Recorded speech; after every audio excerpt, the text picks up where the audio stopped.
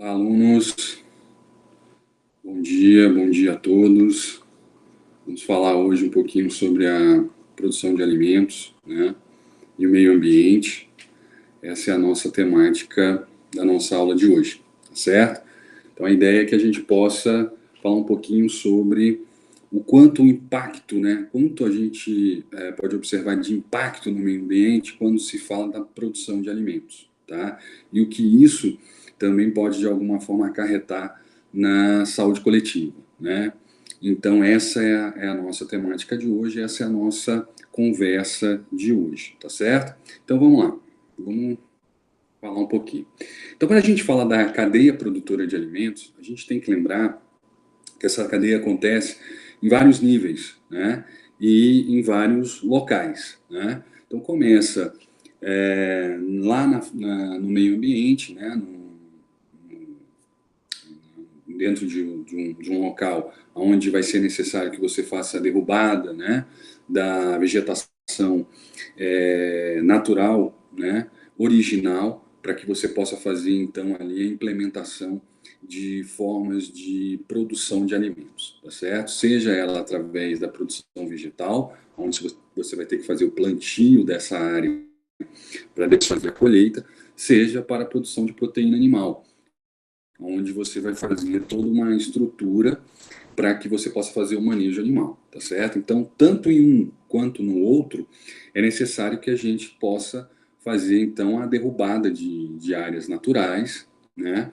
Para que você possa, então, estabelecer ali uma estrutura mínima para a produção de alimentos, né? Então, nesse sentido, a gente já tem um primeiro impacto, que é o impacto para a produção, né, de um ambiente favorável para a produção de produtos de origem vegetal ou de origem animal. Quando a gente fala de origem vegetal, você, claro, vai ter que fazer ali as leiras, né, para plantio de hortifrutigranjeiros, né? Você, falando em cereais, né, em leguminosas, a gente vai ter que fazer, então, a abertura de uma extensa área para que você possa fazer, então, a correção do solo e depois fazer o plantio, né, dessas leguminosas ou dos cereais. No caso da proteína animal, a mesma coisa acontece. Se esse manejo for extensivo, é necessário que você abra, então, uma área grande para que seja feito o pasto, né, tanto no caso de bovinos, quanto ovinos e caprinos. E se essa produção for mais intensiva, é necessário que você tenha uma área, né, de manejo animal, onde você vai ter o confinamento desses animais.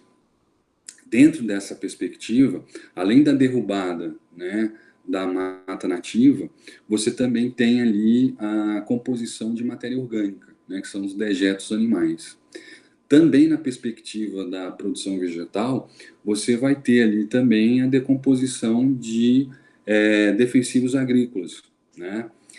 Implementos agrícolas, que são tanto para gerar produtividade, que seriam substâncias que vão gerar maior produtividade, que seriam adubos e defensivos, né? Implementos agrícolas de crescimento e desenvolvimento vegetal. E também você vai ter também a decomposição ali de substâncias de defesa, né, de implementos agrícolas ou de defensivos agrícolas, aí é a palavra mais adequada, defensivos agrícolas, que vão de alguma forma proteger o cultivar-alvo, né, de qualquer tipo de intempérie ou qualquer tipo de praga e vetor urbano ou de vetor rural que possa de alguma forma atacar aquele cultivar, né, aquela produção. Então, desde o plantio ou do manejo, tanto para produtos vegetais quanto animais, você já tem ali um impacto no meio ambiente bastante forte, bastante intensivo. Então, o que a gente pode dizer é que a produção de alimentos no planeta Terra, ela é altamente impactante, né? E aí, se você pensar que dessas áreas serão necessárias, então, fazer a colheita desses produtos, né, de origem vegetal, e levar até um interposto onde ali você vai ter, então, a distribuição e a venda para o consumidor final, né? A mesma coisa acontece na produção de proteína animal. Você tem que ter o abate desse animal, você tem que ter o transporte desses animais até a área de abate. E ali na área de abate você tem, então, a industrialização desse alimento e depois a distribuição para venda ao consumidor final. Quer dizer, todo esse processo gera um certo impacto ao meio ambiente, né?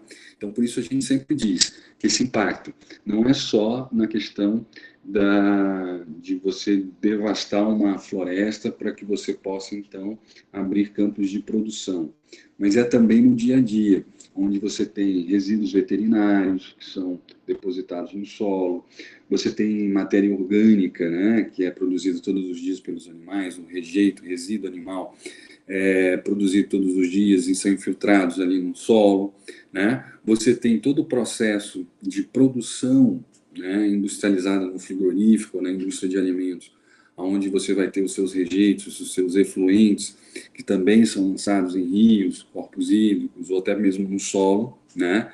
E também a produção de gases, né, de efeito estufa, que são produzidos pelo próprio animal, e depois a gente vai falar um pouquinho sobre isso, mas também são produzidos no processo de transporte, tanto do produto in natura quanto do produto processado.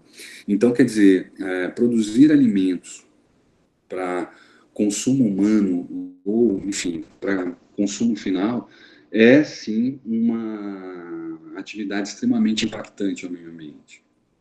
Isso se a gente levar em consideração que depois esse alimento vai ser consumido, né, pelo cliente final e você vai ter ali um desperdício dessa produção, você vai ter ali a incorporação de outros resíduos, que são os plásticos, papelão, que são colocados ali no processo de embalagem, né, dessas matérias industrializadas, desses produtos industrializados, a gente aumenta muito, né, o impacto no meio ambiente. A gente produz uma grande quantidade de resíduos que não são consumidos na sua totalidade e que são lançados no meio ambiente como lixo urbano, como lixo caseiro, né?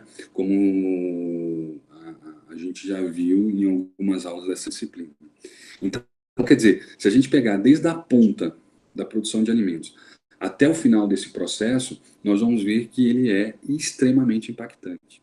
Se a gente pega, por exemplo, após a abertura dessas embalagens, né, então, aquelas folhagens, os cereais, as leguminosas são de alguma forma embalados, né, para serem vendidos, ou são industrializados e fazem parte de produtos ultramente processados, que vão precisar ali de embalagens, de plástico, de embalagens primárias, secundárias, terciárias, para serem de alguma forma comercializadas. Se a gente pensar que após todo esse processo e da alta quantidade de resíduos que são produzidos ali, resíduos plásticos, né, resíduos industrializados que são produzidos, a gente também tem que pensar que o processo de higienização desses produtos, ou até mesmo no final desse processo, a necessidade de higienizar o local onde é feita essa produção, a necessidade da higienização de utensílios, equipamentos que fazem parte desse processo, também vão desencadear, de alguma forma, algum tipo de impacto no meio ambiente, né? Então, quando a gente fala sobre a importância de se observar formas mais sustentáveis de produção, que muitas vezes podem até encarecer um pouco mais o processo produtivo, mas que vão impactar menos no meio ambiente, a gente está falando, então, de um tema voltado à nutrição e saúde coletiva, né? Porque esse impacto direto ao meio ambiente, ele se retorna para a comunidade, para a coletividade, né? Então, você tem rios que estão cada vez mais poluídos, você tem a poluição dos lençóis freáticos, e aí quando há captação de água, seja ela por fonte alternativa ou não, você tem então o retorno desse resíduo para a população. A gente está falando também num processo de produção de alimentos, principalmente ultraprocessado, né? Os ultraprocessados, a gente está falando então de uma alta carga ali de produtos conservantes, né?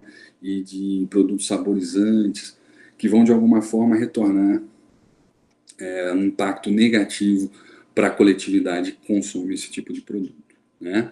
E aí, num ambiente, como a gente já viu também nessa disciplina, né, de transformação, onde a gente passa, né, de uma população mais rural para uma população mais urbana, e aí a necessidade da produção de alimentos que sejam, né, mais fácil de fácil produção e de fácil elaboração, né, os alimentos instantâneos ou os alimentos que tornam, né, esse processo mais rápido. A gente está falando então do retorno, né, de toda essa cadeia para a saúde do consumidor final, para a saúde da população que, de alguma forma, utiliza esses produtos, né? Então, alta concentração de sal, de cloreto de sódio, para realçar sabor, alta concentração de gorduras saturadas, gorduras trans, né? De alguma forma, retornam para essa população, impactando a saúde dessa população. Então, essa cadeia, né? Essa cadeia produtora de alimentos, que começa impactando o meio ambiente, ela também vai impactar a saúde do consumidor final. E esse processo de industrialização para promover uma alimentação mais moderna, mais fácil de ser, de alguma forma, conservada e produzida e elaborada, faz com que a gente tenha, né, um impacto na saúde do consumidor muito grande. Porque você precisa utilizar ali alguns ingredientes ressaltadores de sabor e que promovam, né, um maior interesse sobre o produto, interesses, né, voltados à parte organoléptica, e isso faz com que você tenha um excesso da concentração de substâncias que são inadequadas para o consumo humano, né? Não só na quantidade de macronutrientes, mas também na absorção de substâncias que podem ser tóxicas, né? Tanto no sentido lá, no começo da cadeia, quando a gente fala lá dos defensivos agrícolas, nos rejeitos veterinários que a gente vai perceber também na cadeia de proteína animal, como também, né, os conservantes, corantes, estabilizantes que são utilizados na indústria de alimentos para a produção desses ultraprocessados, né? Então, também é uma questão que foi vista nessa disciplina, a transformação, né, a transição epidemiológica que acontece na nossa população, ela acontece também com o aparecimento de doenças crônicas não transmissíveis, né, ou agravos crônicos não transmissíveis, que de alguma forma estão concomitantes, né, em termos de crescimento e aparecimento com a indústria de alimentos. Então a gente consegue ver uma curva bastante paralela, né, que mostra o crescimento da indústria de alimentos no Brasil e o crescimento das doenças crônicas não transmissíveis. Então a gente consegue ver aí uma causa e efeito bem clara entre o aumento do consumo de alimentos industrializados e o aumento, então, né, de fatores de risco para doenças crônicas não transmissíveis na nossa população. Não só na população brasileira, obviamente, mas ela é também um retrato da população mundial, né, principalmente de países desenvolvidos. Então a gente percebe esse aumento significativo com o aumento da industrialização da cadeia de alimentos, né? Então, é um pouco disso que a gente quer mostrar nessa nossa aula de hoje. É mostrar o quanto a produção de alimentos impacta negativamente no meio ambiente, na saúde da população, na saúde das coletividades. Bem, e qual é o papel aí, já que a gente está falando, né, de nutrição e saúde coletiva, qual é o papel do profissional nutricionista nesse processo, né? Será que a gente consegue, de alguma forma, impactar positivamente nessa cadeia? Como é que a gente consegue produzir alimentos sem impactar tanto o meio ambiente, já que a produção de alimentos requer impacto ao meio ambiente? Isso daí é indiscutível. Não há como você produzir alimentos, mesmo em escalas menores, mesmo utilizando sistemas sustentáveis, a gente, de alguma forma, vai impactar o meio ambiente. Isso não se discute. O que se discute é como impactar menos, é como destruir menos o meio ambiente como, de alguma forma, tornar esse processo o mais sustentável possível, né? Impactando o mínimo possível dentro dessa cadeia. Esse vamos dizer assim, é o que a gente espera, né? Então, primeiro, o nutricionista tem a possibilidade de impactar e alertar todos os atores presentes nesse processo, né? Então, a gente está falando desde o produtor rural, que vai produzir o seu alimento, seja ele de origem vegetal, seja ele de origem animal, através de técnicas que possam, de alguma forma, impactar menos ao meio ambiente. Então, você tem formas de produzir, por exemplo, cereais e leguminosas de forma em parceria ou compartilhada com outros tipos de cultivares, onde você consegue diminuir a necessidade da produção, da utilização de defensivos agrícolas, né? Então, a diversificação de produção vegetal, ela pode necessitar de uma menor atuação de defensivos agrícolas. A produção, né, através de defensivos orgânicos, também pode, de alguma forma, impactar menos a produção de alimentos. A gente vai falar um pouquinho sobre isso, né? Durante o transporte desses produtos, a gente pode organizar áreas como cooperativas, associações, onde a manufatura desse produto vai acontecer próximo de onde esse produto é produzido, né? A gente não precisa ter grandes indústrias para que isso aconteça e fazer com que esses produtos demandem um transporte a longo prazo, né, às longas distâncias. A gente pode fazer esse processamento na própria fazenda, né, no próprio local de colheita e manejo, como já acontece em alguns tipos de produtos. Isso gera uma maior geração de renda para quem produz e melhora a qualidade daquele produto que é processado, né? Isso é uma coisa interessante. Outra coisa também que a gente tem que levar em consideração quando a gente fala sobre a produção de alimentos é que dentro da última parte, que é a venda para o consumidor final, o nutricionista também tem uma parcela muito importante, né? De mostrar para a sociedade, orientar a sociedade, fazer escolhas mais racionais, né, do consumo de alimentos. Então a gente percebe que não só entre onde é produzido e onde é comercializado o alimento, você tem um grande desperdício, né? Então se joga fora muitos alimentos nesse processo entre a colheita e a venda final no supermercado. Isso acontece por uma série de questões que vão desde o armazenamento inadequado, o transporte inadequado, ou até mesmo uma visão inadequada do que é a qualidade na produção de alimentos, né? Então, muitas vezes se desperdiça alimentos que são inadequados apenas no sentido estético, mas esses alimentos podem ser extremamente adequados quanto à parte nutricional.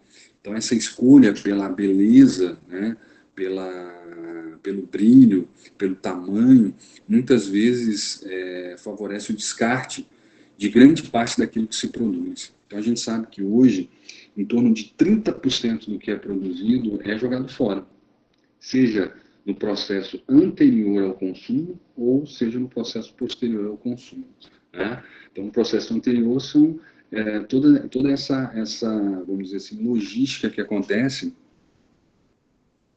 Tá cortando? Tá, então peraí, deixa eu ver aqui se eu consigo melhorar isso. Vamos ver aqui só, deixa eu só dar uma olhadinha.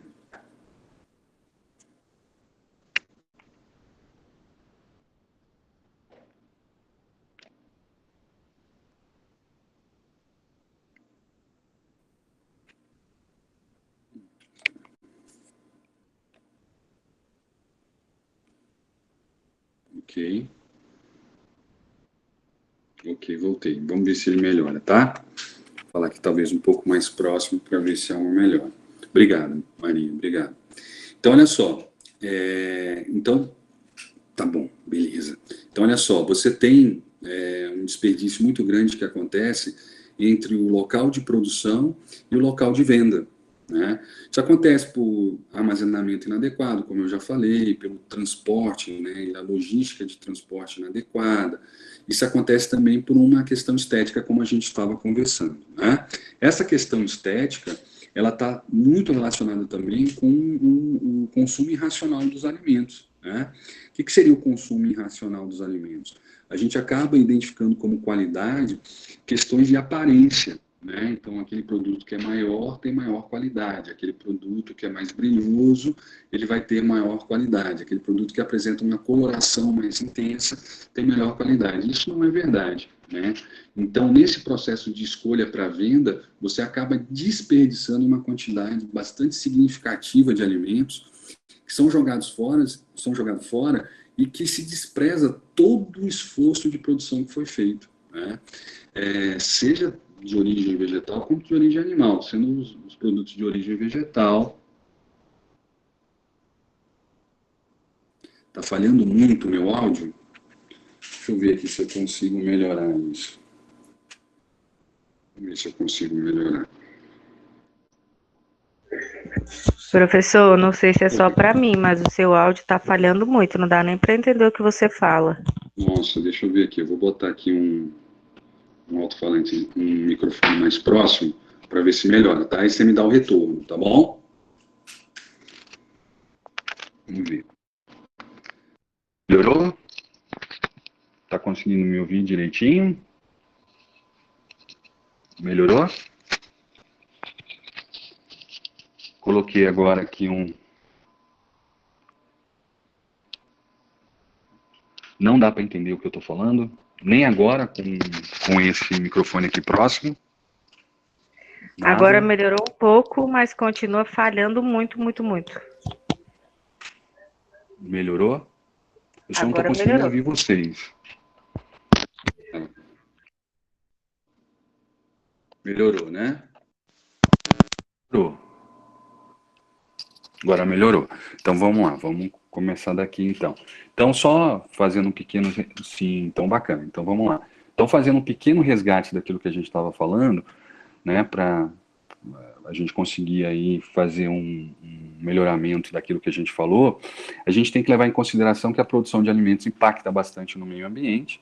Esse impacto ele é extremamente importante e ele retorna, né, para a coletividade, e a gente vai ver como é que isso acontece. O nutricionista ele é importante nesse processo porque ele vai trabalhar com todos os atores, né? Então ele vai poder trabalhar com a parte de produção, onde a gente pode desenvolver formas de produção menos impactantes, né? Mais sustentáveis e menos impactantes ao meio ambiente, sempre lembrando que o impacto sempre vai acontecer, mas ele pode ser diminuído, né, em relação à escolha da forma de produção que você vai exercer, vai trabalhar. E o que nos interessa também bastante é que nesse processo, entre a colheita ou o abate do animal até a área de venda, né, exposição para venda, nós temos aí um desperdício muito grande, né, que acontece pelo processo de armazenamento, de forma inadequada, que acontece pelo processo de transporte de forma inadequada. Então a gente já sabe, estudos mostram, que em torno de 30% do que a gente produz no Brasil, em termos de produção de vegetais, principalmente de vegetais, são jogados fora no processo de transporte, armazenamento e venda, né? Isso acontece por uma série de fatores, né? Um deles é a busca pela estética, né? Então você querer ali pegar um tomate maior, mais brilhoso, que tem uma cor mais vermelha, e de alguma forma negligenciar os tomates que são menos, que têm um tamanho menor, que não são tão brilhosos, que a coloração é um pouco menos homogênea, isso faz com que você, no final do dia, você tenha que jogar fora uma grande parcela daqueles produtos que estão expostos para venda, justamente porque eles não estavam adequados dentro do critério estético de quem consome.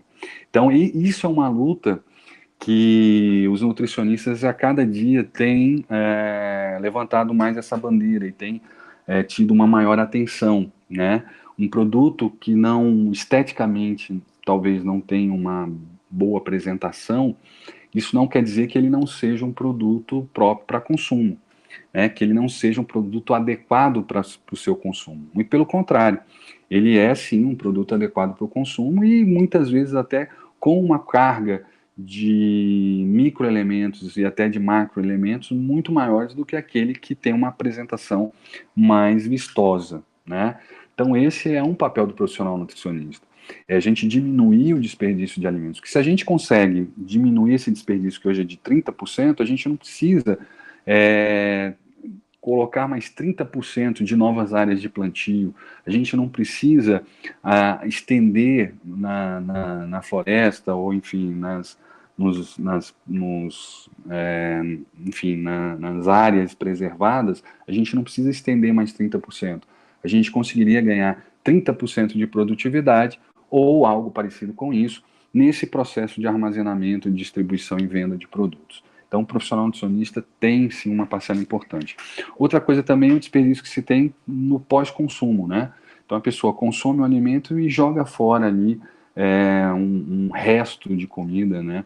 Uma sobra de comida.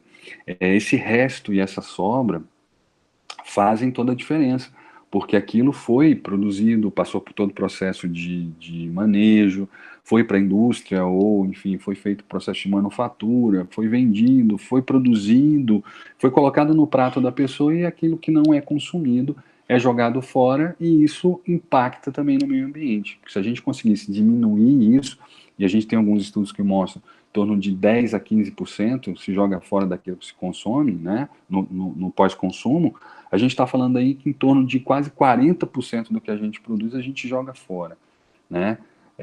Seja antes do consumo do cliente final ou pós-consumo do cliente final. Então a gente muitas vezes descasca um produto sem a necessidade de descascar tanto. Muitas vezes a gente faz retiradas de alguns ingredientes ou partes, né, dos alimentos que poderiam ser aproveitados na sua integralidade.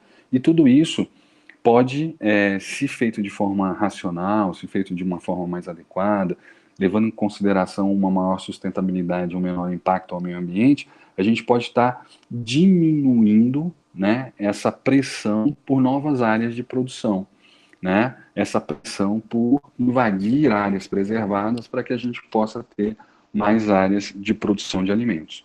Então, isso é uma coisa que o profissional nutricionista tem atuado e tem sido muito importante nesse processo. É alertar o consumidor final, é fazer o que a gente chama, né, de um consumo racional do alimento. Que a gente possa ver isso em todas as formas e todas as possibilidades de produção, né? E aí desenvolver também intervenções de educação nutricional e atividades práticas que promovam, então, o retardo e a regeneração desse processo.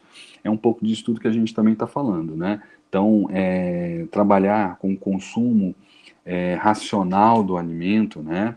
Tanto quando se compra, quando se elabora esse alimento e quando se descarta esse alimento, é uma forma da nossa profissão, né, enquanto profissionais nutricionistas, a gente conseguir dar uma parcela de responsabilidade nesse processo de maior sustentabilidade e menor impacto ao meio ambiente, né? Então a gente pode perceber que o profissional nutricionista tem sim um papel bastante relevante nesse processo, né? Que é promover educação nutricional, conscientização da população, né, do consumo racional de alimentos. Quando a gente, de alguma forma, se aprofunda um pouco mais, né, nesse processo de produção, a gente vai perceber que alguns implementos agrícolas, que são tanto defensivos quanto promotores de crescimento, vão de alguma forma impactar bastante no meio ambiente, né? Vão promover um aumento, né, desse impacto no meio ambiente, aumentando assim a poluição, aumentando a contaminação não só do solo, mas também dos corpos hídricos, como também do próprio alimento, né? Então, qual é o grande problema que nós temos hoje no Brasil? É que nós temos hoje mais de 250 defensivos agrícolas registrados na Anvisa, né? E próprios para serem vendidos e consumidos no nosso país. Nós temos, então, a quantidade já específica de produto que deve ser utilizado. A gente já sabe que o uso excessivo desses produtos gera um impacto na saúde da população. Isso daí é notório, está lá, tem vamos dizer assim, uma relação de causa e efeito, mas nós não temos a vigilância, o monitoramento da aplicação desses produtos, né? Então, quem garante para a gente que todos esses defensivos agrícolas que são liberados para uso são utilizados dentro das concentrações corretas, utilizando, né, a carência de aplicação e uso de forma correta, né? Se isso acontecer, ótimo, a gente vai ter lá produtos que não vão trazer nenhum tipo de dano tanto ao meio ambiente quanto a quem consome. Mas será que a gente está conseguindo fazer isso? Será que aquele pequeno produtor tem a assessoria técnica suficiente e adequada para que ele possa produzir o seu alimento sem impactar e sem contaminá-lo e sem contaminar o ambiente onde ele está sendo produzido? Esse é o grande problema, né? Nós temos indicativos que não. Quando a gente começa a perceber que existe uma alteração da fauna e da flora de locais onde se produz alimentos, a gente começa a perceber que talvez esses defensivos agrícolas estejam alterando aí essa harmonia, né, esse ecossistema. Então a gente vê a diminuição de alguns tipos de animais, né, de insetos principalmente, e o aumento, né, de algumas pragas. Então, isso pode, de alguma forma, indiretamente, estar relacionado com a forma com que a gente produz o alimento e a forma com que a gente controla as pragas rurais, né? Então, quando você tem um aumento da área de produção de um único tipo de cultivar, né? Então você produz soja em grande extensão, você produz milho em grandes áreas, né? Você de alguma forma aumenta o foco de pragas e vetores rurais para essa área. Então aquele inseto que é específico para o milho, para a soja, ele vai aumentar em muito a concentração dele naquela localidade, né? E para isso você tem que usar os defensivos agrícolas, você tem que usar os inseticidas, os herbicidas, que vão de alguma forma defender aquele cultivar dessas pragas e vetores rurais, né? Mas nesse sentido, quanto maior a concentração desses vetores, maior é a concentração de defensivos que você vai utilizar. E esses defensivos têm, vamos dizer assim, fatores residuais, que ficam tanto nos animais que consomem aquele produto e, portanto, morrem, quanto também no próprio solo e no próprio alimento, né? E aí, como a gente está falando de seres vivos que possuem células que são muito parecidas com as células humanas, quando você tem a morte de um inseto, você também pode, em potencial maior, né? E aí a gente está falando, por exemplo, não é um consumo esporádico, mas quando a gente fala de feijão, arroz, café, trigo, a gente está falando de um consumo diário. Essa exposição em pequenas quantidades pode gerar, assim, uma degradação metabólica de células de vários órgãos, né? E gerar um desequilíbrio, levando até uma neoplasia, levando a uma série de disfunções metabólicas e genéticas nessas células, né? Então, se em concentrações menores matam insetos, o consumo constante e o contato constante essas soluções tóxicas, né, com esses produtos tóxicos, podem de alguma forma acarretar problemas em quem consome, né, principalmente no ser humano. E aí também a falta, né, de um tempo para que haja metabolização desse processo e que essa intoxicação possa não mais ocorrer, faz com que a gente fique pensando se realmente a gente está conseguindo fazer isso de forma adequada. Se realmente a gente consegue produzir alimentos de forma adequada, sem gerar nenhum tipo de dano, não só ao meio ambiente, mas também a quem consome esse alimento. Esse é um problema muito sério, né?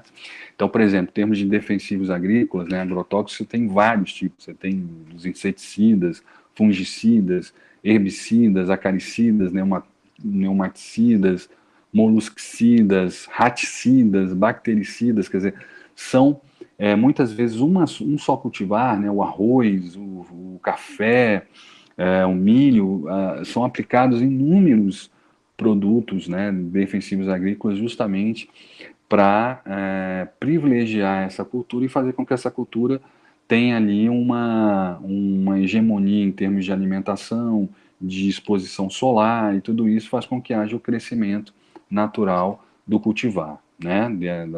Desse arroz, desse feijão, dessa soja, desse tomate, seja lá o que for, né? Só que a gente tem que levar em consideração que quando a gente faz um processo como esse, a gente acaba desequilibrando o ambiente. Então, quando você, por exemplo, utiliza lá herbicidas, que são para ervas daninhas, essas ervas daninhas são plantas daquela localidade. Quando você mata essas ervas daninhas e dão preferência a um cultivar que é estranho àquele ambiente, o que você está fazendo é fazer um desequilíbrio, né, da flora daquela região. Então você tira ali uma mata, né, com plantas adaptadas àquela região, que vão ser fonte, né, de uma cadeia alimentar bastante complexa.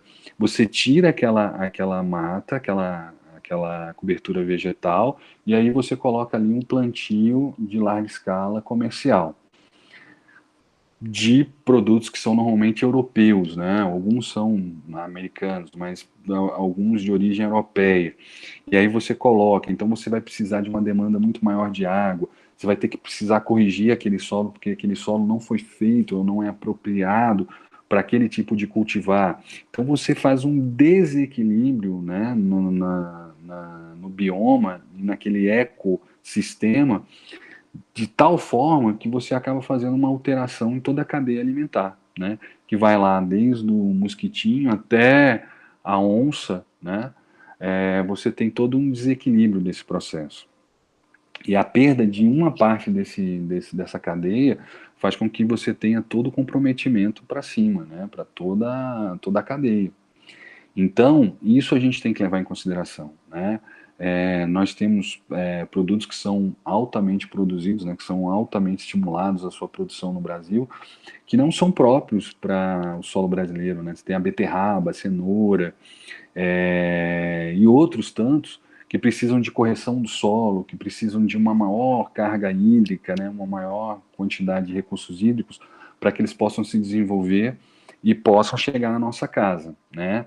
E a gente acaba deixando de lado ali algumas punks, né, que são plantas alimentícias não convencionais, ou até mesmo alguns tipos de frutos e leguminosas nacionais que não precisariam de tanto esforço, de tanta correção do solo, nem de tanto aporte de água para que você pudesse ter a mesma produtividade, né? E a gente acaba utilizando produtos que são mundialmente conhecidos, mas que não necessariamente são apropriados ou adaptados para a nossa realidade, né? Então isso é um problema. E você acaba tendo que utilizar cada vez mais inseticidas, fungicidas, porque se você joga mais água, você dá maior condição para crescimento de fungos.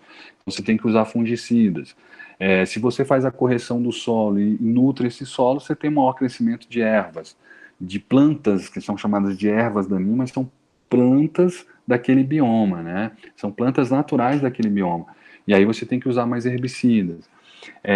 Quando você trabalha num processo de grande escala, é óbvio que você vai ter o aparecimento das bactérias que são próprias daquela região e que de alguma forma fazem um processo de degradação de matéria orgânica.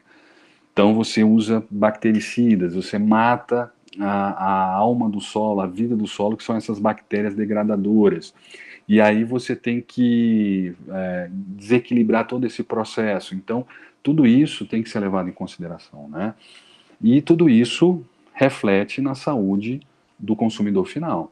A gente, cada dia mais, você tem anualmente alguns relatórios que são emitidos pela Anvisa, que mostram alto grau de contaminação de alguns produtos, né?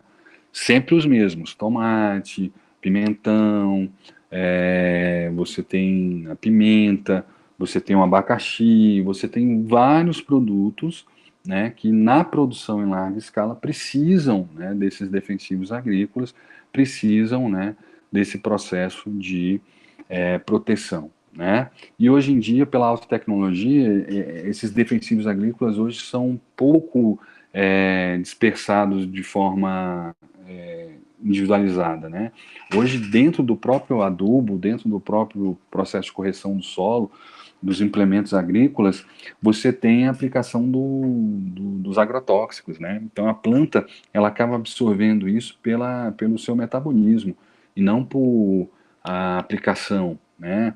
Então, esses produtos estão ali de alguma forma inseridos no solo. Isso faz o desequilíbrio de toda a parte de micro-organismos, né? Toda a microbiota do solo. Isso faz com que o solo fique cada vez mais pobre, que a gente tenha que usar cada vez mais corretores de solo, e nutrientes, né, e defensivos e implementos agrícolas que façam a maior nutrição desse solo. Então a gente acaba de alguma forma destruindo alguns recursos e renovando utilizando produtos industrializados, e isso impacta de forma bastante visível o meio ambiente, né? E isso também vai entrando de alguma forma no alimento através do seu metabolismo e levando então também à contaminação de quem consome, tá? Por exemplo, se a gente for ver, né, um exemplo de tudo isso, né? Na região aqui de Goiás nós temos uma cidade chamada de Jataí, né? E ela é chamada pelas abelhas que se encontravam lá em grande quantidade. Então, você chegava na região de Jataí, obviamente você ia encontrar uma grande quantidade de abelhas Jataí. Hoje, a coisa mais difícil que existe é você chegar nessa região e encontrar esse tipo de abelha. Por quê? Porque essa região virou uma região de grande produção de soja. E a soja tem soja e feijão, né, de leguminosas. E as leguminosas possuem, né, problemas com insetos, né, principalmente pulgões e alguns tipos de mosca que fazem a degradação do tecido vegetal dessas leguminosas. Então, quando se fala em soja, quando se fala em leguminosas, a gente precisa aplicar uma grande quantidade de inseticidas. E esses inseticidas matam os pulgões, matam essas moscas, mas também matam as abelhas, né? Então, hoje a coisa mais difícil que existe na região de Jataí é você encontrar uma abelha Jataí. Uma abelha sem ferrão, que produz mel em baixa quantidade, mas é um mel extremamente interessante, com alto valor medicinal e nutritivo, né? Com alta concentração de substâncias bioativas, né? Tanto de substâncias antioxidantes e algumas substâncias como flavonoides, antioxidantes e prevenidoras de doenças cardiovasculares, como também substâncias anti-inflamatórias. Então tem um valor medicinal também bastante significativo, né? E tem sido, de alguma forma, cada vez mais difícil você encontrar essas colmeias no interior, né, ou na região de produção de alimentos. Elas estão migrando, aquelas que sobrevivem migram para cidades e acabam vivendo na cidade onde você não tem os inseticidas, onde não tem ali aqueles agrotóxicos. Mas também elas não vão conseguir, de alguma forma, fazer aquilo que elas foram criadas pela natureza, né, que são polinizadoras. Elas acabam fazendo a polinização apenas das flores e tudo mais da cidade. Os alimentos a gente acaba perdendo esse potencial de polinização. Então, esse é um risco que a gente pode ter, por exemplo, um impacto extremamente importante, que é a diminuição, por exemplo, de insetos polinizadores. Isso acontece não só no Brasil, mas no mundo inteiro. E algumas frutas são polinizadas por insetos muito específicos. Acabando esse inseto, a gente, de alguma forma, não vai ter mais a produção de frutos dessa espécie, né? E nem a sua proliferação. Então, são assuntos muito importantes que muitas vezes a gente não leva em consideração, né?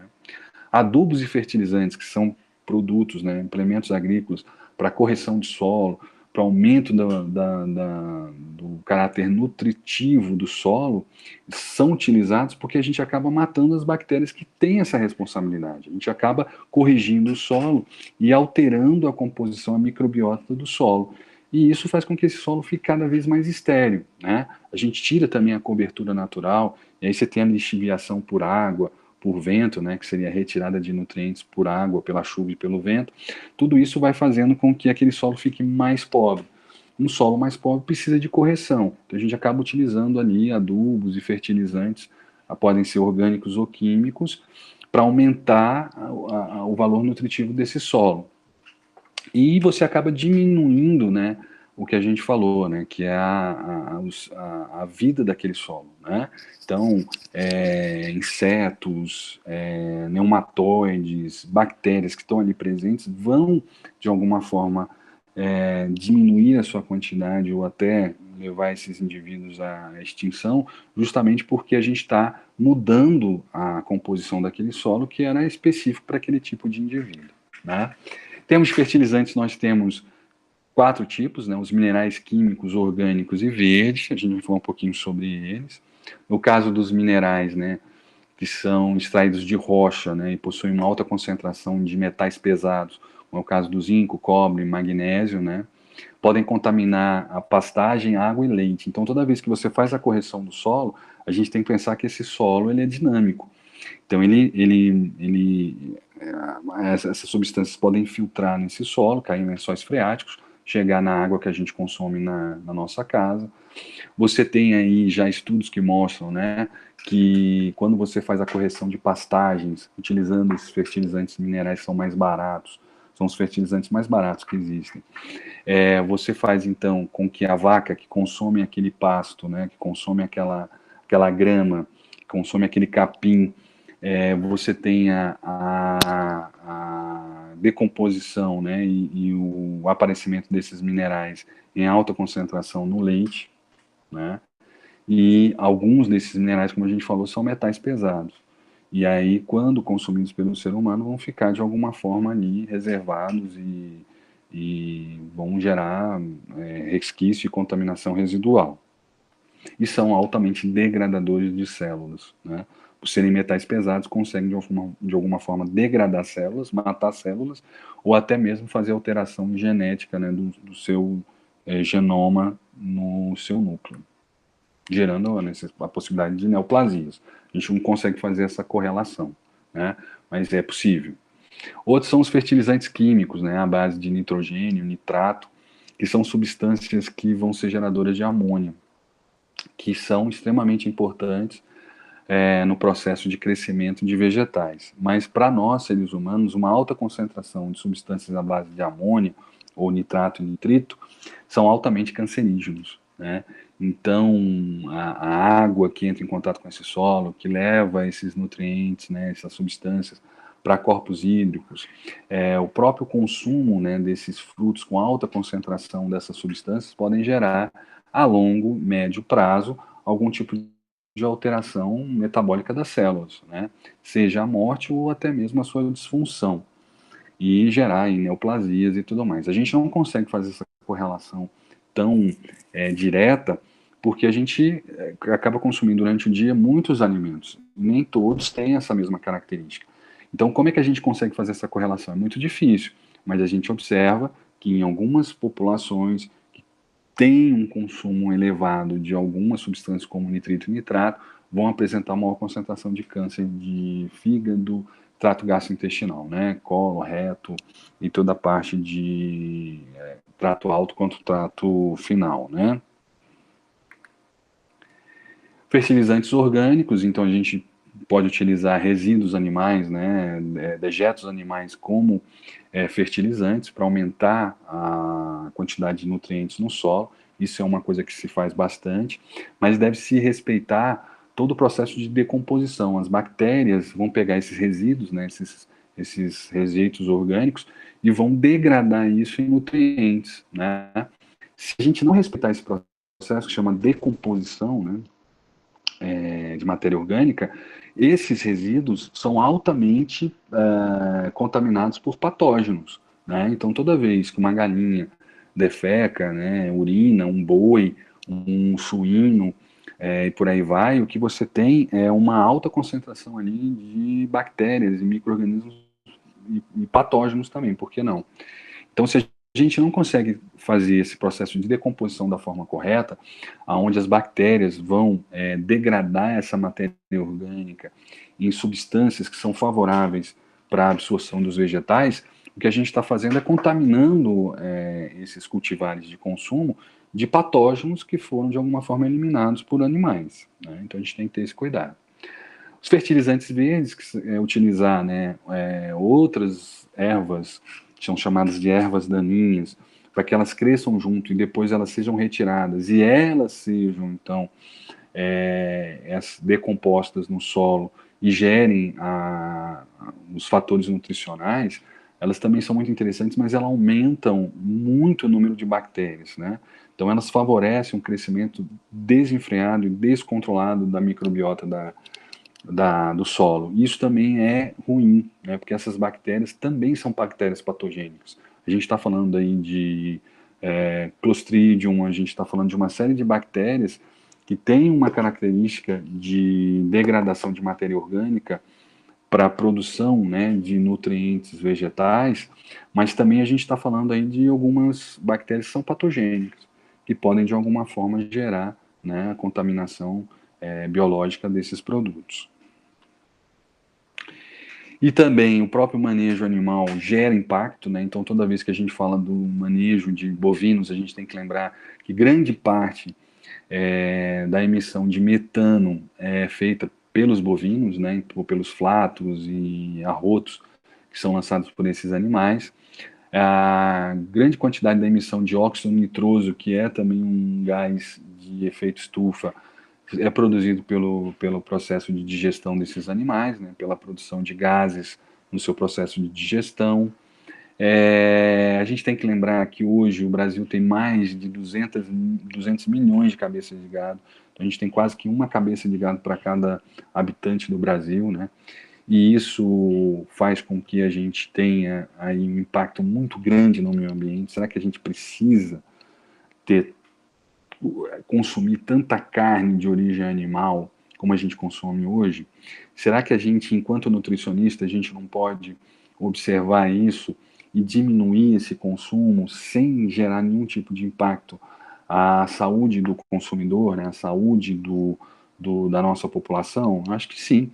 Diminuindo o consumo de carne, a gente vai, de alguma forma, melhorar em muito alguns aspectos, né, como o consumo de gorduras saturadas, né, algumas doenças que são transmitidas justamente pelo consumo desses alimentos, e a gente vai estar, de alguma forma, diminuindo esse impacto ao meio ambiente, né, podendo crescer sem impactar e sem aumentar a área de produção, né, só com alguns ajustes. Eu acho que o profissional nutricionista tem essa possibilidade. Fora a utilização de hormônios para ganho de peso, antibióticos, que vão, de alguma forma, precarizar a saúde de quem consome esse alimento, né? Então, você vai ter contato aí com substâncias, com hormônios de crescimento, anabolizantes, né? Hormônios de anabolismo, e você vai ter também aí algumas substâncias como antibióticos e outros rejeitos veterinários que vão entrar em contato com o nosso organismo e que, obviamente, vão desequilibrar. Se não de forma metabólica, mas de forma da microbiota, né? Pode estar também eliminando ou favorecendo o crescimento de micro-organismos não benéficos dentro do nosso organismo.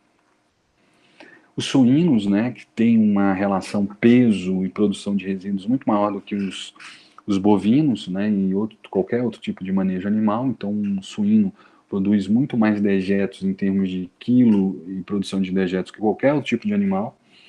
E nós temos uma grande quantidade de animais sendo feito seu manejo através da produção intensiva, né, do manejo confinado. Então você aumenta a concentração desses dejetos e você cria aí um potencial de contaminação de corpos hídricos e de solo muito grande, né? Porque você concentra a produção desses dejetos em um local pequeno. E aí você acaba, de alguma forma, promovendo aí uma maior contaminação desse solo e dos corpos hídricos, como a gente falou, né? Frangos também, quer dizer, o Brasil hoje é um dos maiores produtores de frangos do mundo, né, de aves do mundo, né? E a gente sabe a quantidade de uso de antibióticos, né, e no próprio processo de processamento, né, dessas proteínas animal, desse tipo de proteína animal, a gente sabe que é incorporado ali uma série de conservantes, uma série de substâncias, né, para, de alguma forma, proteger esse ultraprocessado. E quando isso retorna para a sociedade, né, para a coletividade, a gente acaba percebendo o aumento das doenças crônicas não transmissíveis. Então, quanto maior a gente comercializa produtos ultraprocessados de aves, bovinos e suínos, maior é a concentração de do crescimento, né, de diagnóstico de doenças crônicas não transmissíveis na nossa população. Então, o que fazer e como fazer, não se tem essa resposta hoje, porque quando você traz essa produção para algo mais orgânico, mais, vamos dizer assim, sustentável, você aumenta o preço do produto. Então é necessário que a gente faça uma reorganização do processo como um todo. Será que a gente precisa consumir tanta proteína de origem animal? Será que a gente tem condições de produzir produtos com maior qualidade e maior segurança, sem aumentar tanto o preço desses produtos? Será que a gente consegue ter a mesma eficiência, a mesma eficácia do que nós temos hoje na produção tradicional, uma produção mais orgânica, mais sustentável? Então são desafios que a gente vai ter que responder a curto prazo, né? Porque a gente não tem mais tanto local para produzir, a gente já não pode mais poluir tantos rios e tantos corpos e tanto solo, e a gente precisa alimentar uma população que cada dia cresce mais. Então, como é que a gente consegue fazer isso? Quer dizer, cada vez que a população cresce, você precisa de mais áreas de cultivo e manejo, você impacta mais o meio ambiente, você destrói mais o meio ambiente. Como é que a gente consegue fazer, então, que essa curva cresça menos, né? Crescer, ela vai crescer, não tem jeito, mas que ela possa ser uma curva de crescimento lento. Então, é realmente mudando, né, alguns aspectos mesmo de consumo, e aí o profissional nutricionista está muito inserido nisso, fazer o que a gente chama hoje de consumo racional dos alimentos. Será que a gente precisa comer tanta carne assim? Será que a gente precisa, no supermercado, comprar os alimentos mais bonitos, mais brilhosos, mais vistosos? Será que aquele tomate mais feinho, menor, não tão vermelho, será que ele também não pode ser utilizado? E aí a gente jogar menos resíduos de alimentos, menos sobra de alimentos fora. Isso também não melhora no preço desse produto, no custo operacional desse produto, e a gente torna esse produto mais acessível e com maior qualidade. Então esse é o desafio, né, da saúde coletiva nos tempos modernos. É trabalhar com a questão da soberania alimentar. Né? Como é que a gente consegue diminuir consumo sem perder a qualidade nutricional? Como é que a gente consegue equalizar consumo e ganhar mais nutrientes, ganhar mais qualidade desses produtos, né? Então isso é um papel do profissional nutricionista. Hoje é o desafio que nós temos enquanto profissionais, né, nesse mundo moderno. Como é que a gente produz menos alimentos e gerando mais acesso à população?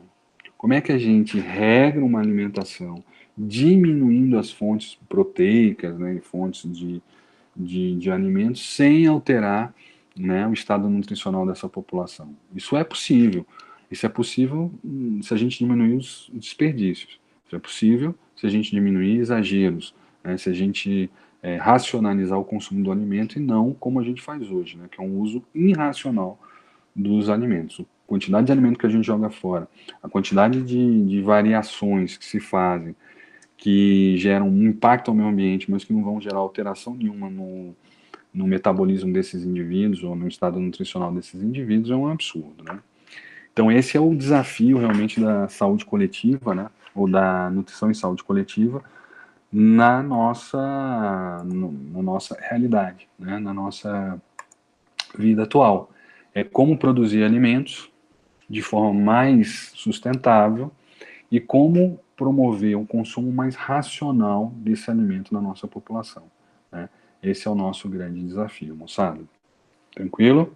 Estamos chegando aí ao final da nossa disciplina, né? Eu quero dizer isso porque a nossa próxima aula já é a nossa última aula teórica, né?